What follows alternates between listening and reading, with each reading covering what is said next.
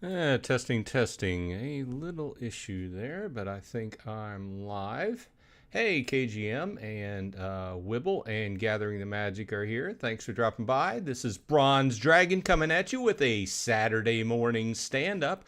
Lots of things going on we can discuss. I've been up to a lot of gaming things here and there across the blockchain. Good morning, good afternoon, good evening, no matter where you are in this fine world. Thanks for dropping by and spending a little time with me.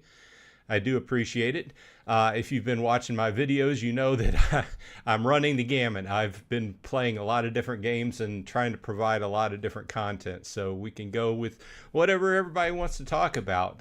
One of the big things may be that we have a new rewards card set coming out in Splinterlands.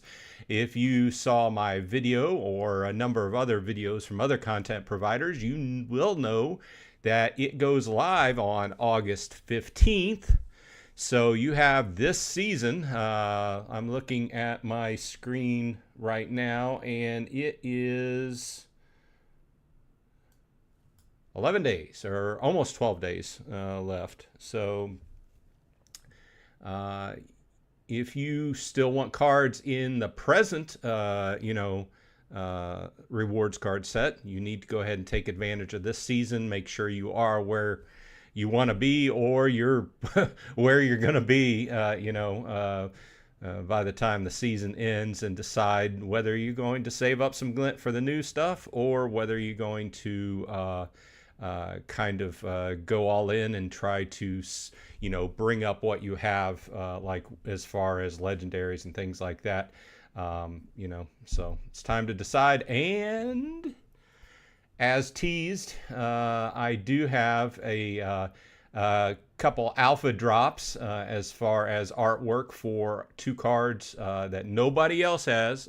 So this is what I have as a content creator to provide to the audience. I'm going to provide the artwork today, and we're going to talk about it a little bit. I'm not going to provide the full details. It was just a tease, because I am going to do a video this afternoon with full details about these cards. But I just kind of want to tease it and give you a little bit of alpha information for those people that stop by my live stream. So I do appreciate it. Let's see. Wibble says, I'm actually on time. Wee. Yeah, it wouldn't be a show without the Wibble. Wee. So Wibble gets around. I try to watch a lot of different other shows, that are on the topic, and I don't have time to keep up with them all, but seems like Wibble is on a good majority of them. So I don't know how he or she gets around, but thanks for stopping by. Gatherings here.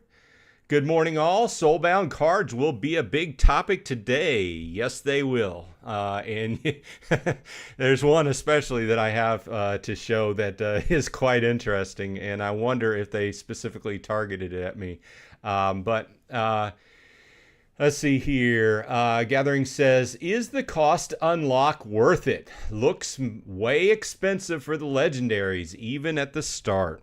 Okay, so if you haven't been keeping up, they announced that the unlock will go live on 15th. The last video I did, they weren't sure about it. Royal Eagle didn't want, to commit to it. But this last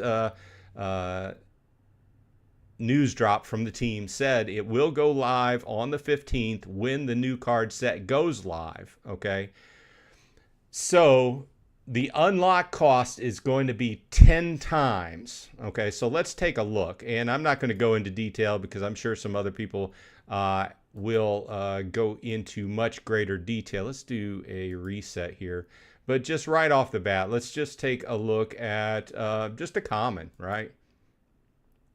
So I have this guy. He's only at level 8. Let's just see. Let's just look at a level 10. Okay, so you have 2,100. I believe it would be 2,100 times 10,000, right? Somebody correct me. Gathering, correct me if I'm wrong. So it would be 2,100 times 10,000, which would be 21,000. 21,000 DEC. which presently, I'm just guessing, is about 15 bucks, 16 bucks, something like that. So the question is, do you think it's too expensive, a max level common card, to pay $15 or $16? Now, as we can see, as he noted, as you go up, and this is the cheapest, right? This is a common. We're talking max level common, $15 or $16, okay? So that's the question. I think you have to comparatively, you can't really compare them to Chaos Legion, because Chaos Legion is the odd duck out, right? It's the really cheap, and we've talked about this a million times. But I think you have to compare it to, let's jump over here and let's look at Rebellion. Is that a good comparison? Let's look at Rebellion Commons, just for the sake of argument. This is the first guy here, so let's look at a Gablano Soldier, and let's look at the stats. Okay, so let's look at what a level 10 Gablano Soldier will cost. Maybe better off going over on Peak D.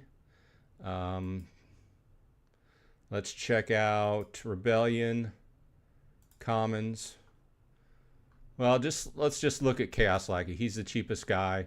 If we go bulk buy and look at level 10, so he's right at about $15. Okay, so if you want to make the argument that max level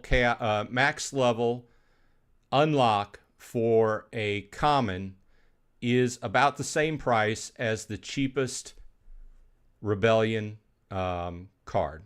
Okay, so if you want to make the argument that I clicked on an ad for by mistake on a Brave ad. I was trying to click the button to turn it off, and I clicked on the ad. So I guess they have talked about this a number of times. They're trying to keep the value of the cards at a certain level, and you can't compare them to prices of Chaos Legion.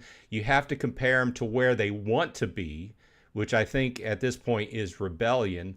Let's go over and let's look at Rift Watchers. Okay, so let's look at a Rift Watchers common.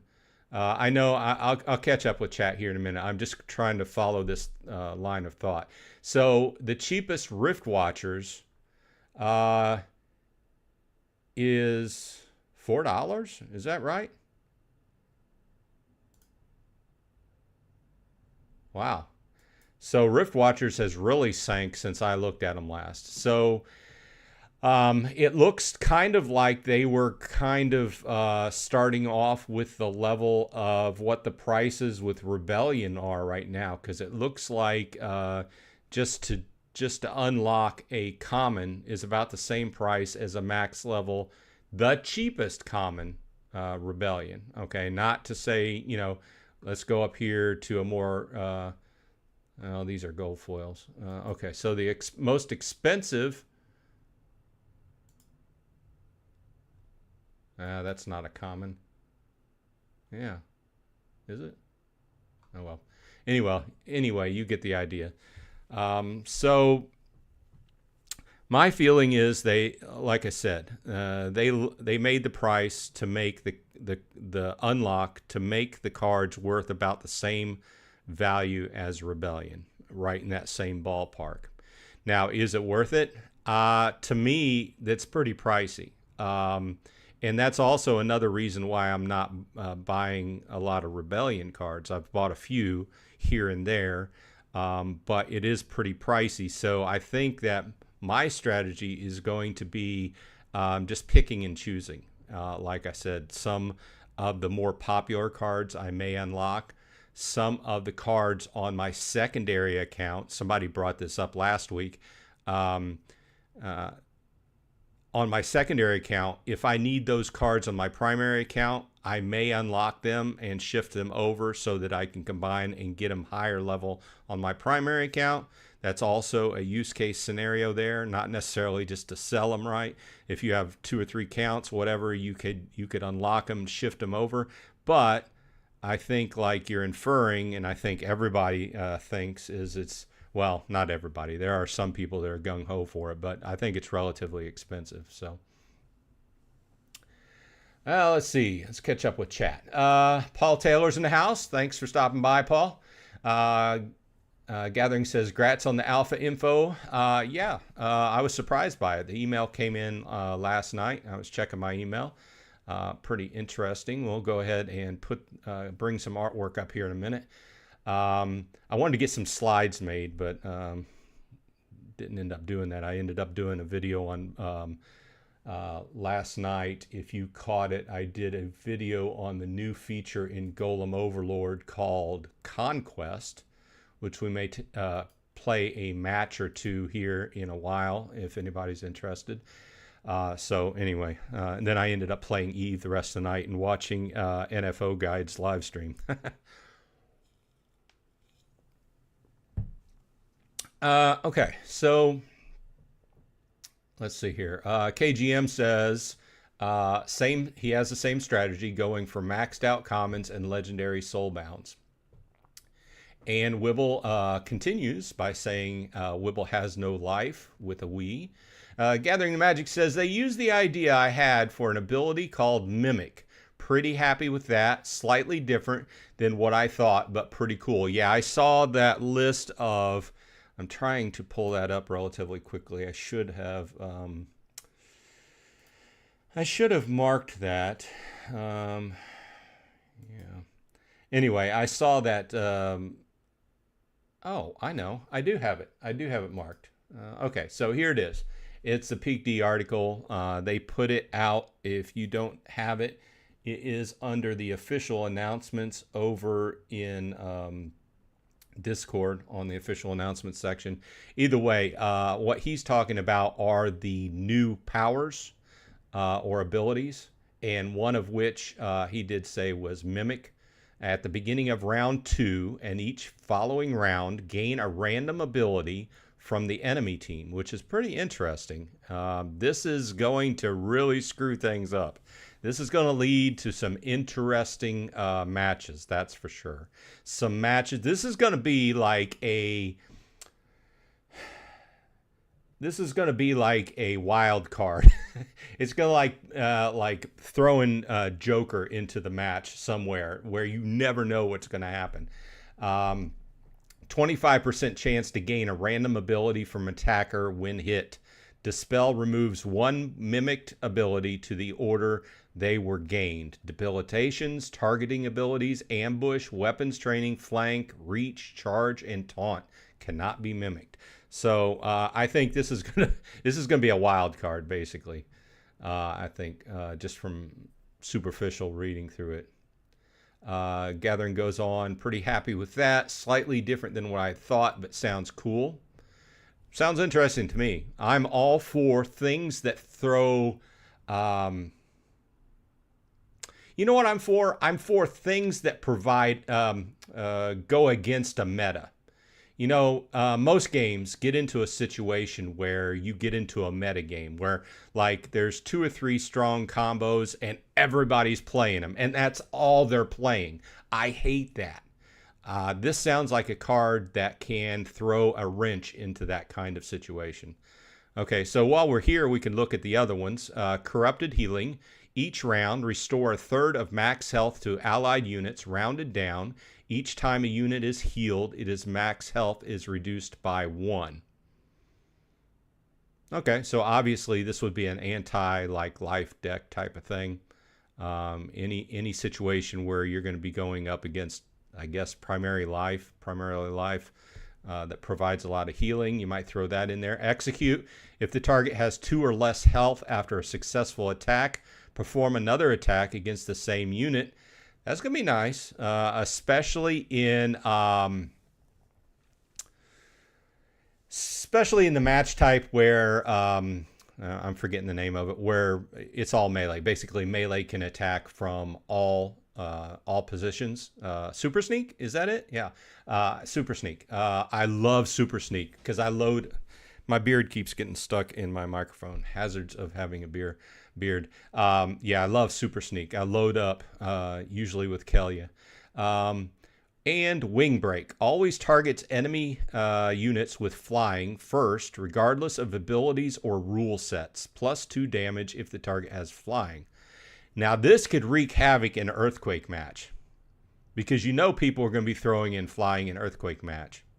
And this would also be, now there's a couple other situations I could think about as well. So, and we also have, with Rebellion Rewards cards, we're also introducing debilitations, which damage or inflict negative status effects on allies instead of enemies. Now, I saw this and I was like, this is weird, because I had flashbacks. If you ever played Magic the Gathering, there's a lot of situations, especially if you're playing black, where it's kind of like necromancer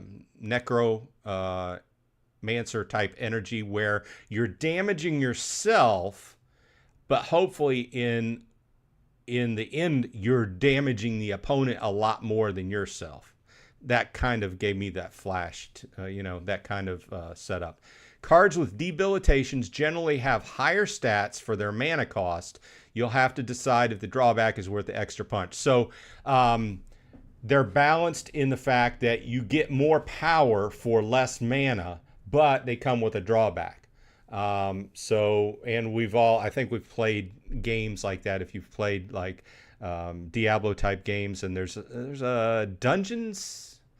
I'm forgetting the name of it. There was another popular game out a few years ago where it was based around characters that went into the dungeon, but whenever they came out, they had all these, they were afraid, or they had all these downsides to their psyche, which it was kind of a balancing act. It was called Dungeons something or other. Either way, that's the same kind of idea.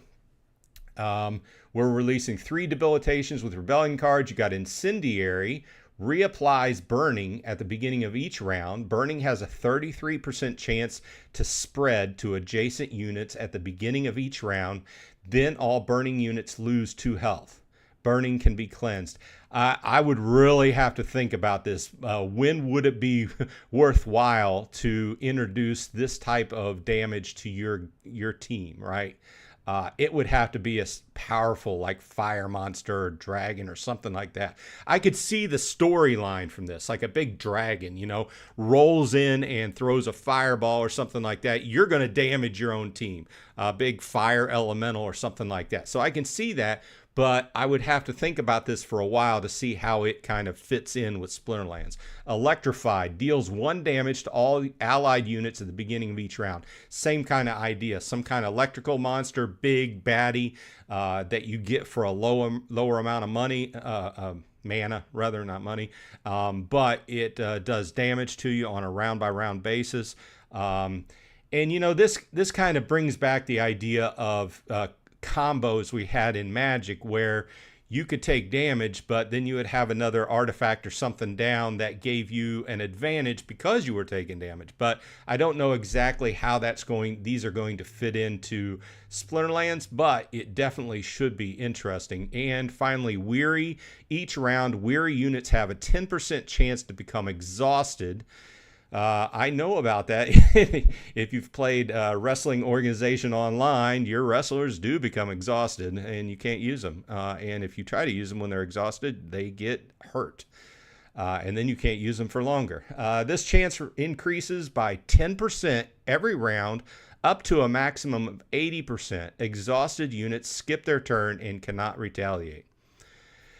So interesting, should be interesting. Then they go into the unbinding of cards, and like I said, it starts out at 10 times, but if you don't initially do it, then it goes up in price from there for a certain amount of time. For the first 29 days, it will cost 10 times a card's power per BCX. Okay, and then it goes up from there. So.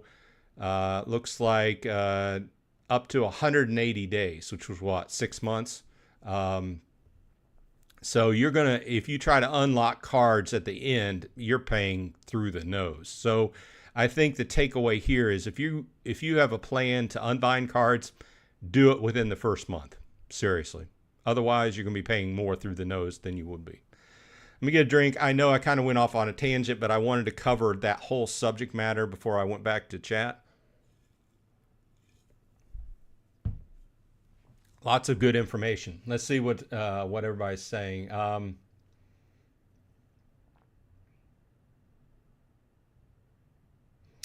Gathering says, I think there will be a lot of people trying to sell the soulbounds, but not many buyers. I think due to the price is going to be, okay, so I've said this before. I think that the primary buyers of these cards are going to be people that are trying to top off their cards. Okay. I don't think, and people have been talking about this, oh, they need to be available for new players. New players roll in, they see these expensive cards and not many on the market. Those are not going to be the first ones they target. The first ones they target are going to be the cheap and very economical Chaos Legion, which goes into a fact that some people, somebody was saying this in chat or in Discord, it kind of makes wild the entry level, kind of place to play for new people because it's the cheapest. Obviously, you have to pay a fee to play on a season by season basis, but you're going to be able to get cards much cheaper and field a Chaos Legion deck much cheaper than buying these other expensive cards. And I think you're right. There's not going to be a whole lot of them on the market, and I think the majority of them are going to be people selling epics and legendaries, extra BCX of epics and legendaries. I've been listening to some of the guys on the top side talk, the bigger guys, and they're interested in finishing off their collection of max level gold foils. Those are going to be super expensive. You think the regular foils are expensive? Check out how much it's going to take to unlock gold foils. So don't get me started. I like the fact, don't get me wrong, I like the fact that we will be able to unlock them. In the end, I thought that it was going to be a little bit more economical for me to unlock the cards.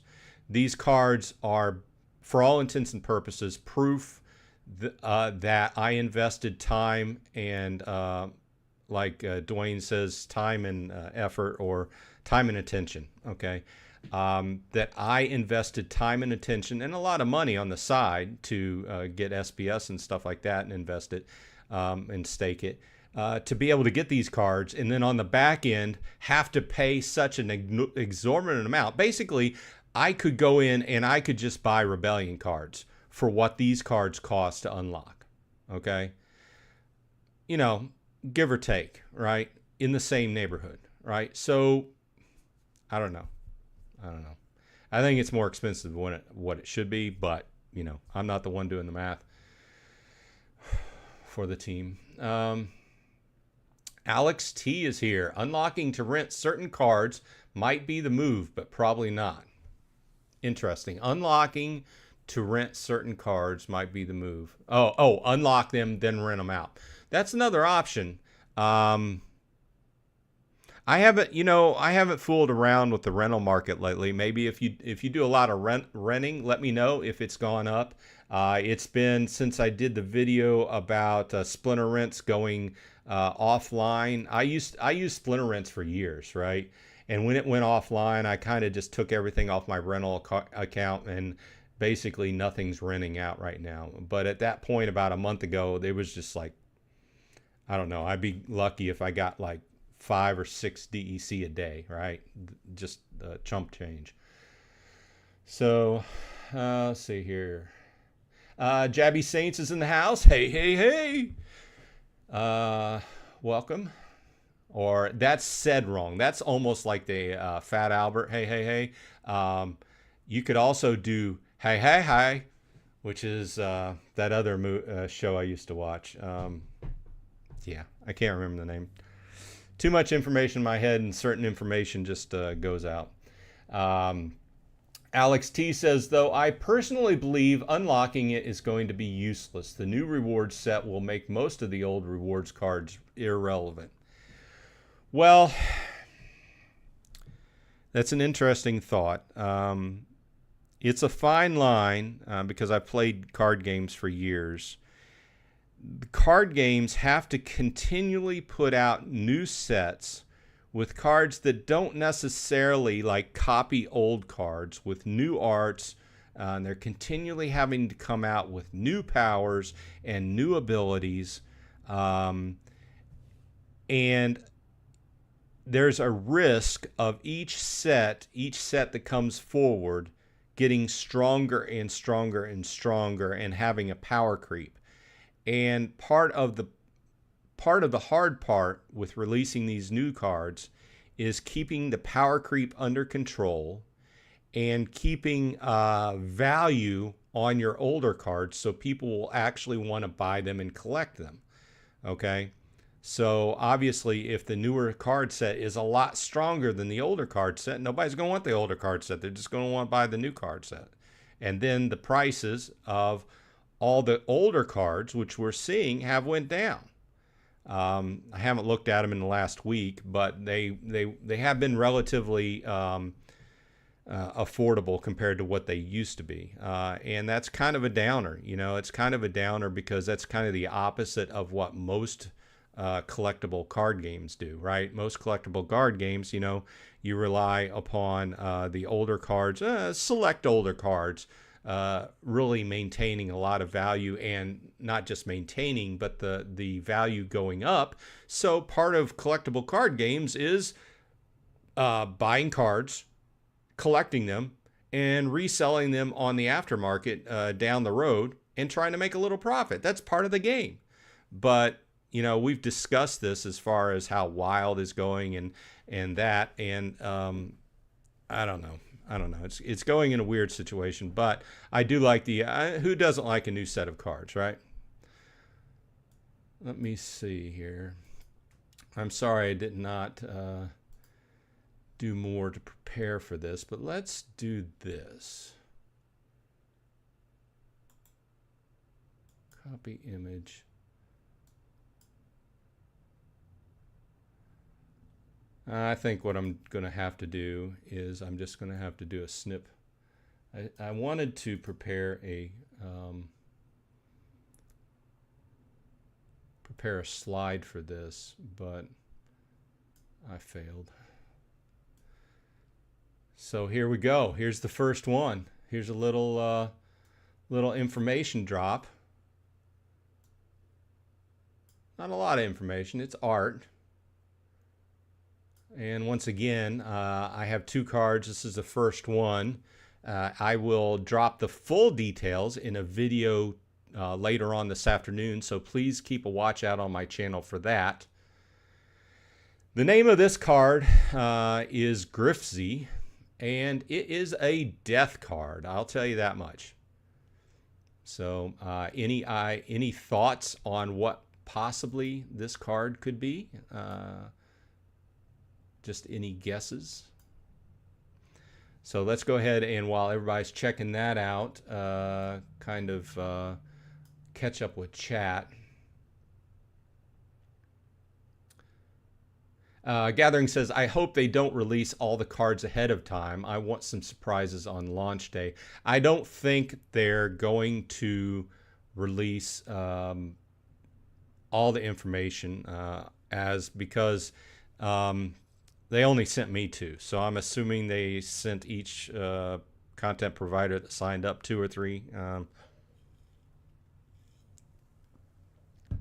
So the name of this card is Grifzy, and this card is a death card.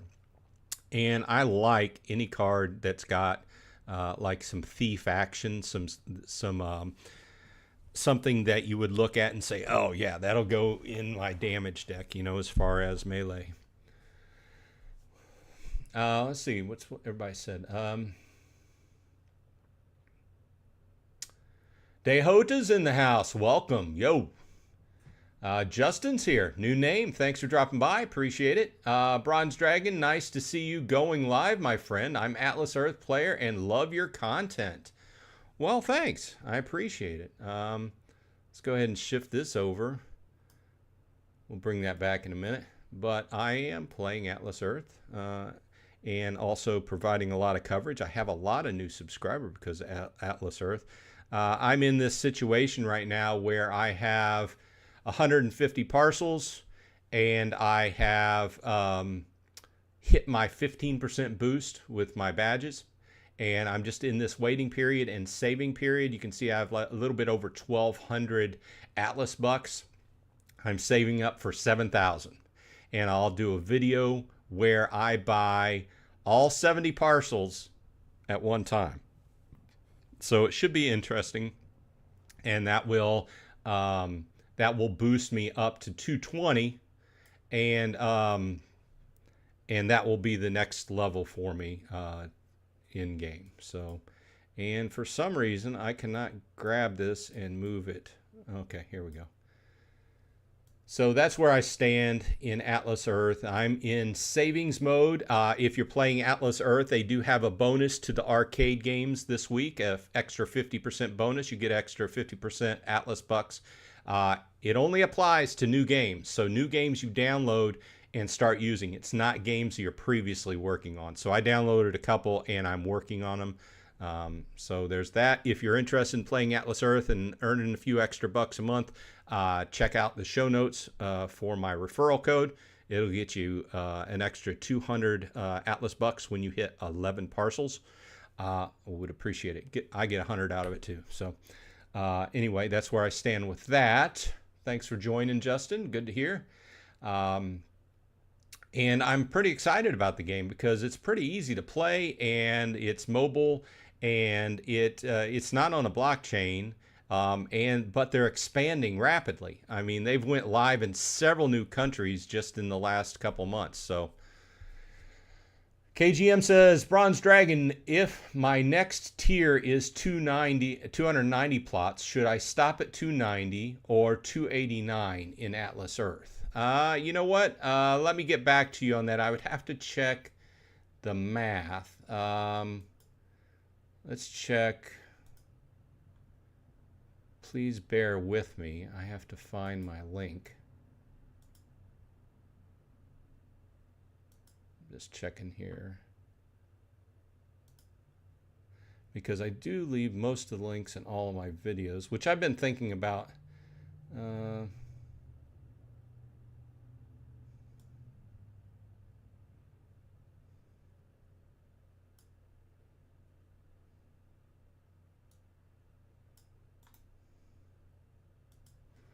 Let's go over to, I've got lots of windows going on today. So this is Tasty Wallet's Atlas Earth Guide, which if you play Atlas Earth, you should have hyperlinked so you can check out. But let's see here, specifically to your question.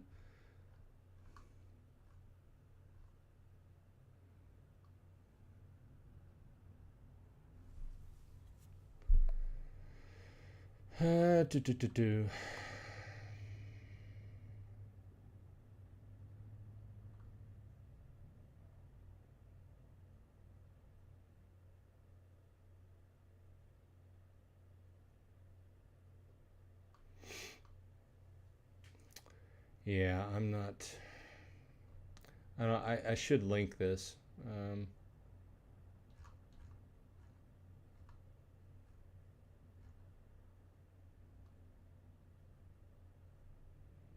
Usually it's right on the number.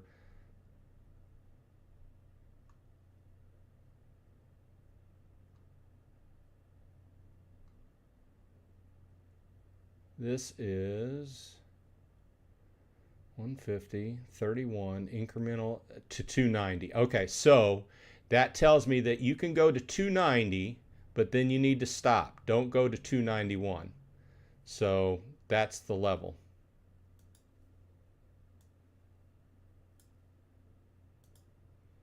So all that just to look for a number. So you want to go to 290 and don't go over and to 291. Okay, Dehota says, I think people will need to consider that these Soulbound rewards cards will move out of Modern in likely 7 to 8 months. It's true. It's true. These will move out when Chaos Legion moves out. So that goes back to the whole discussion we've had on and off again about how the game is going to massively change when Chaos Legion as a whole rolls out of Modern. Okay, there are going to be a lot fewer people in Modern. Okay, so we can go into that another time, but the current reward set will roll out when Chaos Legion rolls out of Modern. So that's a valid discussion point there. Alex B says, still not playing. Bronze, sell all your cards and buy every soulbound card you can. Golem is confusing. Don't have time to learn all new stuff, but giving guild what I get if I get more blueprints, and we'll give them to bronze. Well, thank you. We are expanding, and I think he's talking... Golem Overlord has progressed, and I will have to agree that it can, while he adds new stuff, it does continue to get a little bit more confusing. The new Conquest, which is really just kind of like a little, I don't even want to say chess, because there's not a whole lot of strategy. I haven't got into it. Let's go ahead and play a game. It's more like you pick your mechs and then you let them battle it out. So I could go down here and I'll pick, you know, I haven't got into the whole situation where I don't know exactly what all the stats do and all the various powers, but it was something I was looking at last night. So let's take a couple tanks, and then I'm going to go with the rest. Damage, we have 4 more slots. Damage, damage, damage, and damage. And you can see I'm not putting a whole lot of effort into this because I don't know how to do strategy here. I haven't been provided a whole lot of information. Let's put the damage behind them and then go ahead and start the battle.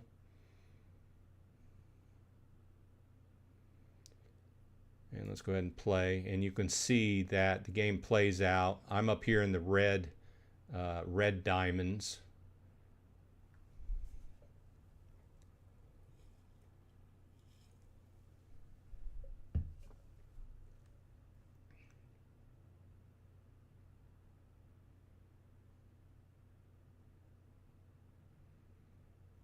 And I am playing a bot.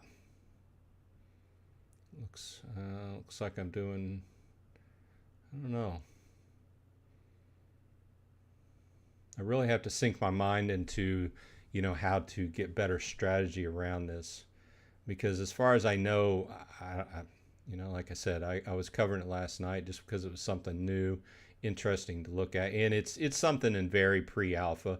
So I won, and one of the things I noted in the video last night was it was hard to tell if I won or not. And he went into the game and he made a big screen that tells you if you actually won. So I didn't gain any rating. It tells me how much damage I dealt and total turns. So there is that. That is kind of interesting. But he's working on a lot of things, and I will agree that a lot of the things he's added to the game have it's not exactly an easy learning curve. So. But we're continuing, and the guild is ranked. Yesterday I looked, ranked 13th in the game, so not doing too shabbily. Jabby Saint says, will the new Soulbound cards have summoners? I don't believe so. I don't believe so. Somebody correct me if I'm wrong, but I don't think they will have any summoners therein. Gathering the Magic set. Oh, guessing about the new card I had put up. Guessing double strike. Let's go ahead and pull that back. I've got so many windows going on. He's guessing that this card has double strike, and it does not. I can clarify that it does not. Okay, so let's go ahead and look at the second one, which is arguably the favorite one I have, and I'm wondering whether they specifically targeted this to me, okay? Because I know that when this comes out, I'm going to make an effort to get a max level of this. Here we go. You saw it here first. Oh, and I will tell you, these are legendary cards. These are legendary cards, okay? These are not commons or anything. These are legendaries. The name of this guy is Surly Drunk. Yep. And I can say that he is on the fire team. He is on the fire team. which you may have guessed from the background. That's easy. I guess that's easy to guess. That's the Surly Drunk. So, and I will also say that both of these cards are very low mana casting cost cards. Both of these cards are cards you could probably use in any hand. Like I said, is it a tease? Yeah, it's a tease. I'm going to make a video later on and provide all the full details on these guys. But I wanted to go ahead and put that out there because I think both of these cards I will want a max level copy. Just because why would you not want a max level copy of a guy drinking beer? Why not? And I'm once again, you know me. If you've watched a few of my videos, you know I like home brewing and I like my bourbon and my beer. So, not that I drink as much as I used to when I was younger, but that's how it goes, right? Live and learn, get wiser, drink a few quality beverages versus a mass of not quality beverages. So anyway, back to the chat.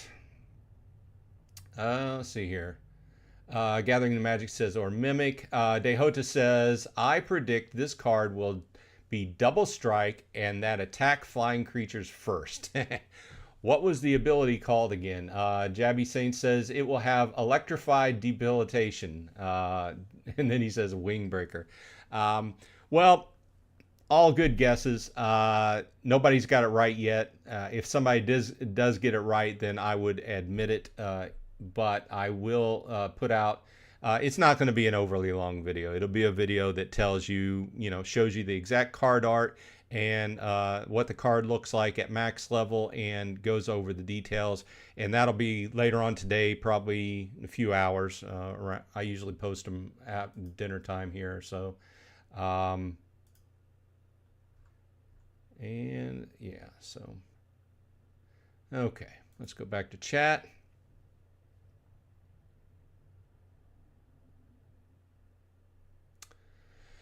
KGM Jam says, the Conquest game is a little hard to learn. Thanks for the video last night. Yeah, I mean, I think a lot of it's, I don't know. I still have to wrap my mind around how you can logically pick which units to put in. And how to strategize. Because a lot of it seems random to me. Bolts 85's here. Morning, fellas. Just stopping by to say hello. Thanks for dropping by, Bolts. Get to see some new card art. Check out the videos later on when for more specifics. Let's see. KGM says, our guild was ranked 12th when I checked this morning in Conquest. Nice. Yeah, I mean, I've been playing a few matches. I think I have like 2 wins and like 3 losses or something like that. So it's not all that. But he has opened it up for everybody. I mean, VIPs have access to it, but there's 4 different times during the day that he opens it up, like for an hour or something like that, so anybody can play. So Gathering says, now that you know the stats of a couple of the new cards, have you changed your strategy for Glint? That's an interesting question, and I found myself wondering about that last night because if you noticed, I didn't do an end-of-season video this last time, a couple days ago. First of all, a lot of stuff going on, but I think that I'm going to start saving Glint for the new cards. I have to look at my cards, my present situation, and see right before the end of this season and make a decision whether I want to buy some more. If I did buy some more, it would be specifically legendary draws. Okay, just to try to, let's look at where I stand as far as legendaries go. Okay, I got own Soulbound and legendary. A lot of my legendary are like level 1 or level 2. So it would be a fair expense to try to buy a bunch of legendary picks, right? So I don't know. Maybe I'm just happy with where I am with them, and that'll be that. But most of mine are like level 2. There's one I have at level 3. I do have a level 3 Iziar, and I need 2 more, and I could have a level 4, which I know some people just like haven't got much of Iziar. That's one of my good ones, but yeah, it's going to be a tough decision, but I think I'm going to lean towards saving for the new set.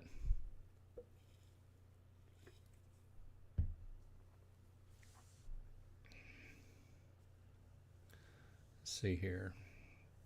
Paul Taylor's in the house. Thanks for dropping by. Says cheers. Dehota says he will have the fatigue ability. Oh, the drunk. Good guess, but not right. I don't want the calculator. He does not have the fatigue ability. He has an interesting ability, though.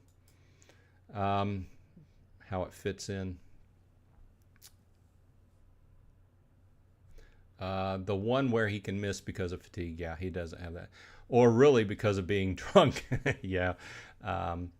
Jabby Saints says that card, I guess, has debilitation of burning. Paul Taylor says, are these the only 2 you are getting? You might want to release the stats on the second one next week if you're only getting 2 cards. I mean, that's a good decision. I mean, that's a good thought. Yeah, I mean, yeah. As far as I know, I'm only getting 2. I got an email last night that said, let me pull it up. It says, thanks for signing up to be the first to share the Rebellion rewards cards with the world. We're incredibly grateful for the time and effort you've put into spreading the word, keeping the followers engaged, and championing the game we all love. Below, you will find the max level stats and lore for a Rebellion card. For a Rebellion card, you are the only one we're sharing it with, so your followers will be the first to see it. So I don't know if they're going to feed me more, but we're working with this right now. So good idea, though. I might do one today and save another one for a few days later. Jabby Saint says, if we guess it right, will we get a prize? I don't necessarily have any prizes to give out. If I have stuff to give out, you know about it. I don't hold anything in reserve. I don't really. If I have anything to give out, I would have to pay for it, and I don't make any money off this, so you know what I mean. But there have been some other games that have contributed packs and stuff like that over the year to, and I'm very upfront with what they gave me and what I give out, and give them out in a fair manner, but I don't have anything to give out. And frankly, Splinterlands has never given me anything to give out. So there's that. Now there's been some players, Splinterlands players, that have donated stuff to give out, which I have done from time to time. And I've bought stuff to give out from time to time just to do something, right? Yeah, as a team, I don't think that they give out a lot of stuff. I've given up really asking anything. So let's see here. But that's an interesting question. I'm thinking about, I'm closing in on 1,000 subscribers. I'm wondering what I should do whenever I hit 1,000 subscribers. So might involve giving away something. I don't know at this point. But let's see here.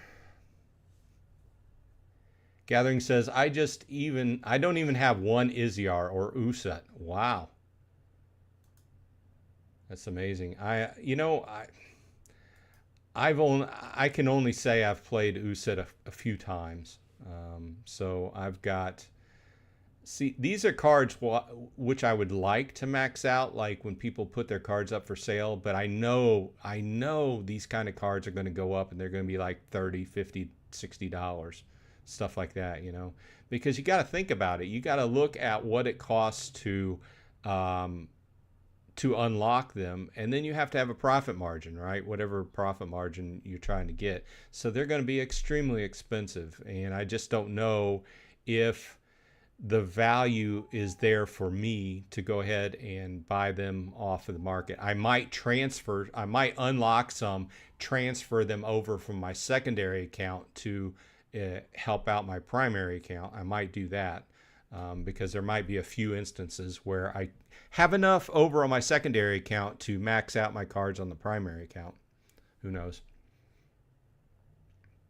Crypto Beaver's here. Welcome. Thanks for dropping by.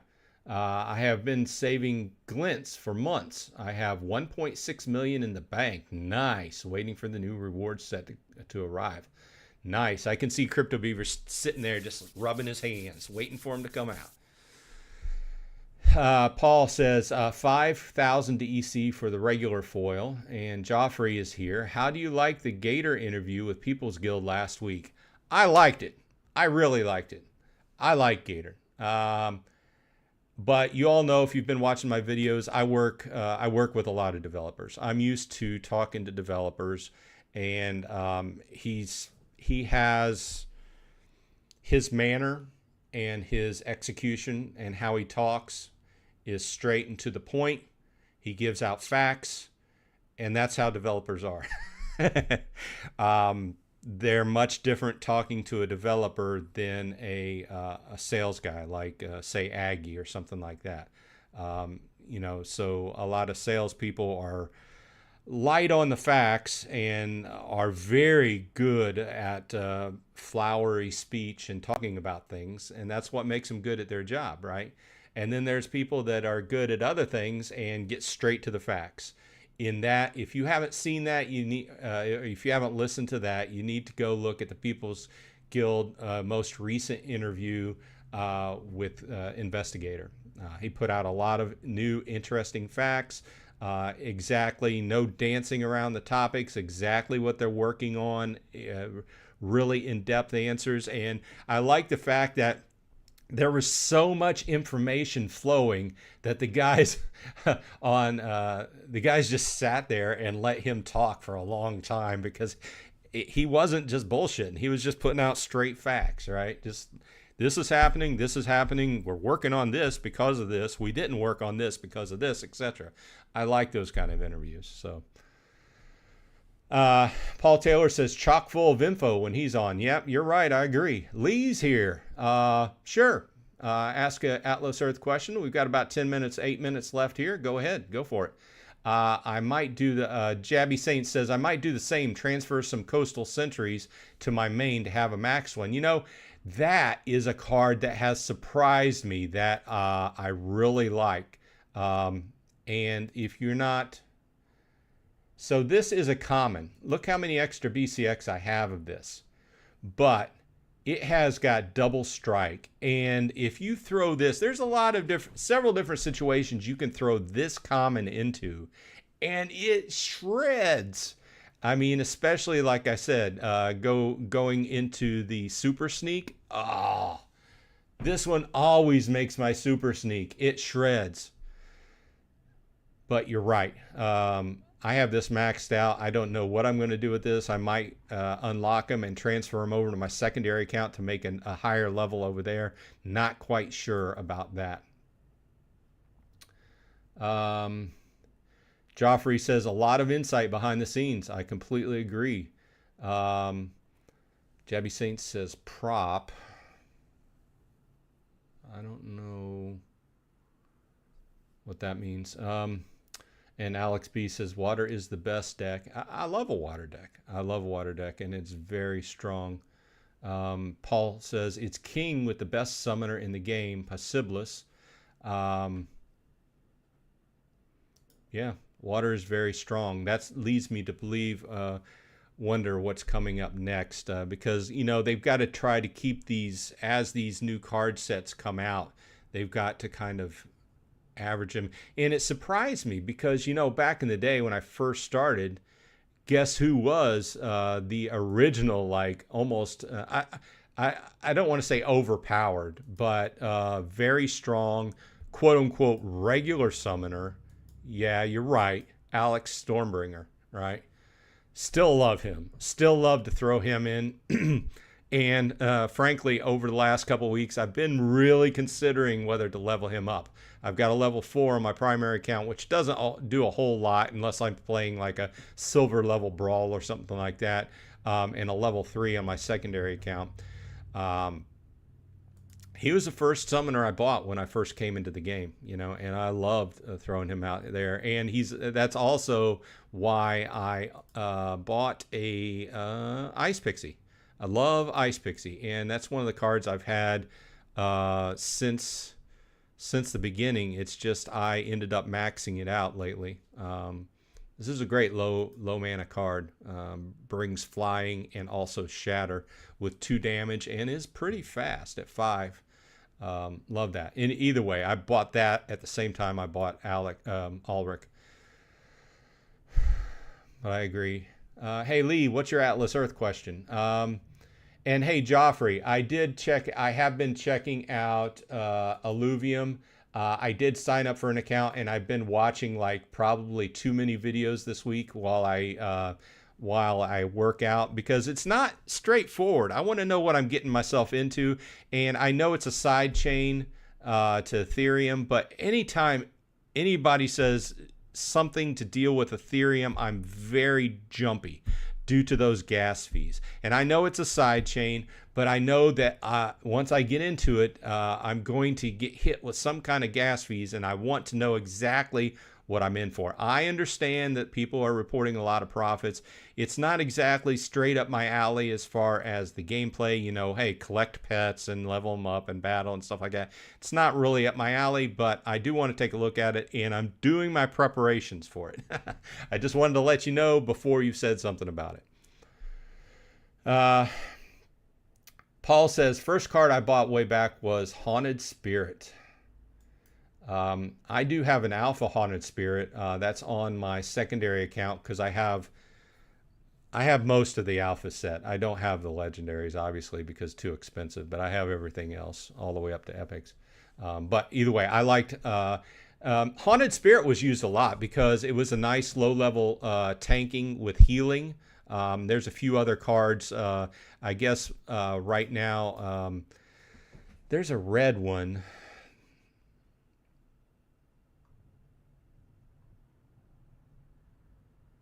And I think there was a fire one. And then we have, of course, the popular neutral.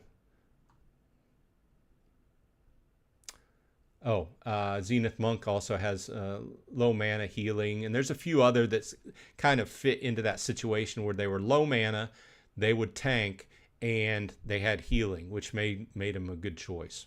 So Joffrey says, I have 151 alluvials. Most of them are hollows.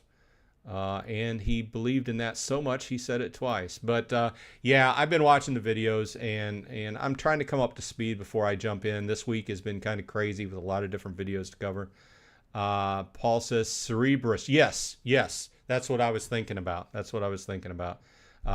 Cerebrus was very popular back in the day, as well as Haunted Spirit to a certain extent.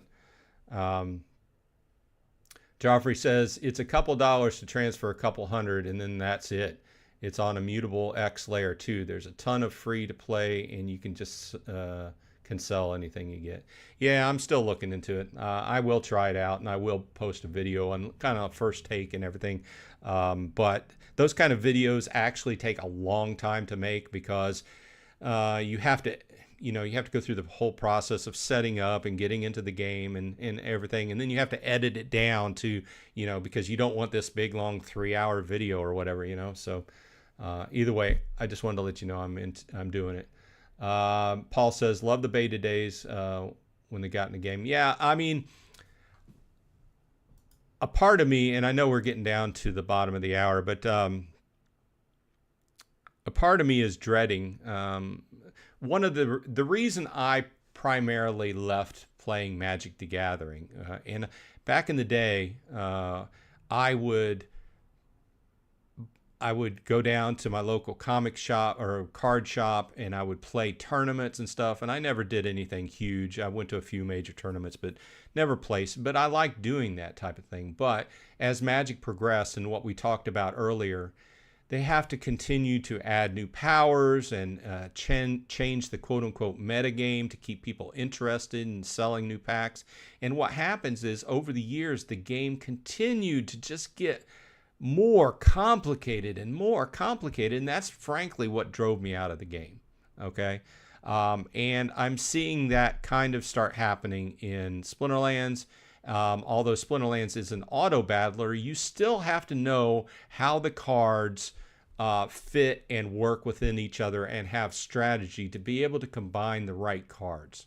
Okay. Now, like other card games like Magic, you don't have to know when to put them down and your timing and everything like that. But you have to have a good understanding of how your cards work together, how they're going to somewhat time out against the other person's, which is going faster, which is going slower, what's going to fire first. Hey, is my debuff going to fire before he can affect me? Things like that. You have to know how all that affects your card play. And then let it go ahead and play out as an auto battler, right? So, but I guess my major point is there's a risk of it becoming overcomplicated and pushing some people away. I don't know. Lee, I did not see your question. I saw you say, may I ask an Atlas Earth question? And then I did not see a question from you. So no, it did not show up.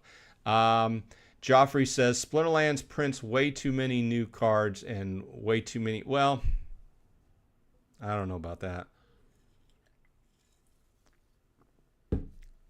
I think it's a fine line between trying to make some money to keep their company going and keeping the people happy. But to your point, Magic the Gathering is doing the same thing. Or let me restate that. Hasbro is doing the same thing to Magic the Gathering. They bought that company up and they're wringing it for every last dime they can get out of it. But what it produces is it produces burnout for standard card players because it takes a lot of money to bring your deck up to be able to be competitive on the local, just on the local scene. And then you turn around 2 months later and there's a complete new set out. Now, I'm not saying that Splinterlands rotates things that fast, but they are rotating things in because they do have to make some money for the company to keep going, and I think that that's largely what I'm tired of talking about. I'm tired of talking about the money part of it. I would rather just talk about new cards and strategies and things like that. But it seems like we always talk. What's been talked about lately is oh, we need to do this to make money for the company and this and that, and I understand you need to make money and keep your company going and make a profit. That's what business is about, right? I don't have anything against it, but I'm a card player. I want to see new cards. I want to see new strategies. I want to be able to play, etc. So anyway, anybody have any last words? I'm trying to wait a few minutes to see if Lee gets his question to show up. Before I go ahead and roll out. Thanks everybody for dropping by, and like I said, look for another video to drop this afternoon, this evening, with some new card information like I teased today. Okay, so Lee says, and Lee gets the last word, I recently watched a video of yours and there was a tiny part from Reddit still saying auctions in the future. Do you think this will ever happen, and will they ruin it by making you start at 100 Atlas bucks? Well, first of all, yeah, that was interesting because first of all, a week or two back, we heard that they were taking those out because that was a feature that has been quite, on the waiting list for quite a while, and it just never reached it. But in that video, I saw that they had said, it kind of interested me, that they said that they are still working on it and it may be in place next year. Obviously, there is, a lot of time in between now and next year, but it does sound like it's still on the roadmap, so to speak. As far as starting at 100 Atlas bucks, the lowest price you can sell a parcel for right now is 150. Okay. And I can see why they would want to have some kind of limit in place, because another thing we've talked about recently is cheating. Okay. And some things that they're doing in game to try to prevent cheating. And one of the things is against their rules is multi-accounting. And say for instance, having, you know, people will cheat and they'll have multiple accounts, and they will have, you know, draw their land parcels, and then when they get a legendary, shift it over to one main account by selling it for as low as possible. So you can see where if they lowered the price to you know, certain levels, it could be abused. So I'm not saying I have even wrapped my head around what's going on, but there has been a lot of stuff as far as cheating goes. We all know that any game, you know, we had this in Splinterlands, right? Any game that involves the possibility of making some money will get abused, right? And part of the game, or part of, and it's unfortunate, but part of the development of the game is you have to spend some development time trying to prevent people that are cheating. You know, think about it. If you didn't have to prevent people from cheating, the game could be a lot better, whatever game it is, Atlas Earth, you know, Splinterlands, whatever we're talking about. But the fact of the matter is they have to put a certain amount of their time and manpower into preventing cheating, and the low price switching of parcels is one of those routes of cheating. So we'll see. I do think that it's still on the roadmap. Who knows when it will get announced, or who knows when it'll go live. Okay, Gathering says, looking forward to your card video last night, later on, and Joffrey says, thanks. Okay, I hope everyone has a great rest of your weekend. I hope everyone on your side is happy and healthy, and I will see you in Splinterlands and Atlas Earth.